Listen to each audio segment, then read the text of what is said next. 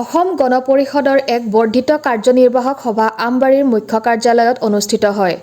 আজিৰ কাৰ্যনিৰ্বাহক সভাত ৰাজ্যৰ বিভিন্ন জিলাৰ ১৭০ জন বিষয়ববীয়া উপস্থিত থাকে। অগপৰ সভাপতি অতুল বৰাই সাংবাদিকৰ আগত কয় যে আগন্তুক সময়ত বিভিন্ন জিলাৰ লগতে ভাতৃভগ্নী সংগঠনৰ নিৰ্বাচনী প্ৰক্ৰিয়া সম্পূৰ্ণ হৈছে। আনহাতে কেতবোৰ জিলাত বাকী থকা বুথ কমিটিসমূহ ক্ষিপ্ৰতাৰে সম্পূৰ্ণ কৰাৰ দায়িত্ব দিয়া হৈছে। এই সম্পূৰ্ণ প্ৰক্ৰিয়া অহা ১১ মাৰ্চৰ আগতেই সম্পূৰ্ণ কৰাৰ দিহা কৰা হৈছে।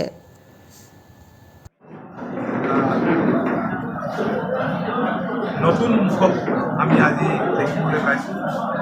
আমি সকলোৱে আজি সংকল্প লৈছোঁ যে অনাগত দিনত দলটোক আমি শক্তিশালী কৰিম। আৰু মই আগতে কৈছিলোঁ, নতুন বছৰৰ প্ৰাকখনত, ইংৰাজী নৱবৰ্ষৰ প্ৰাকখনত ২০২৪ বৰ্ষটো হ'ব আমাৰ ৰাজনৈতিক শক্তি। সন্মুখত নিৰ্বাচন, আমি গোটেই কথাখিনি আজি ইয়াত পৰ্যালোচনা কৰিছোঁ।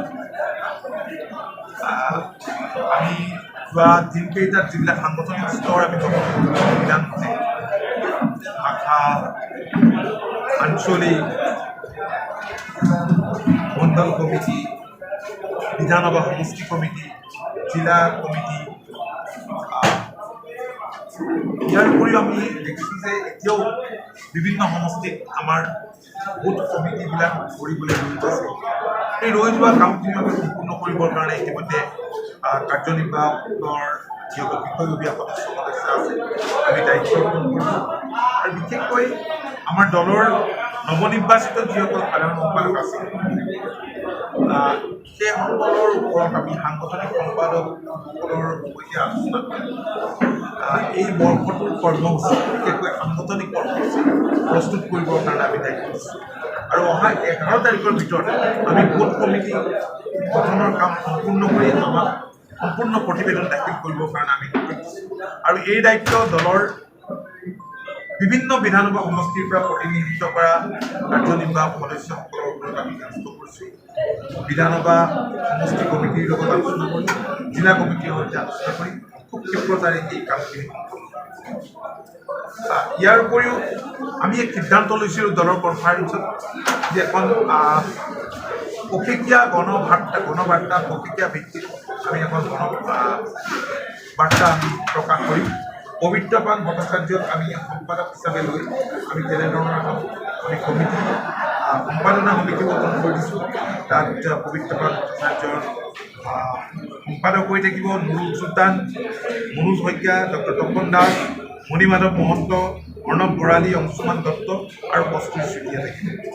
ইয়াৰ উপৰিও আমি এখন আইন আমি কৈছোঁ, আইন পৰিষদ বুলিয়ে আমি কৈছোঁ।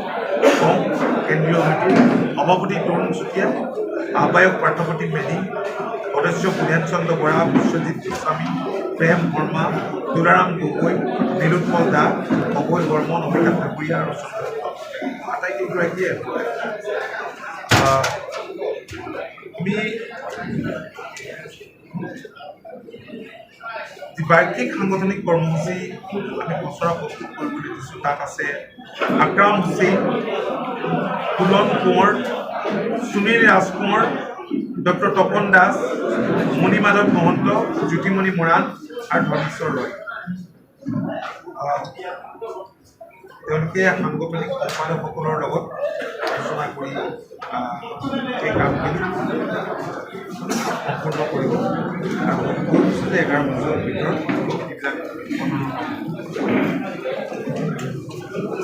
তো মোটামুটি এইখিনি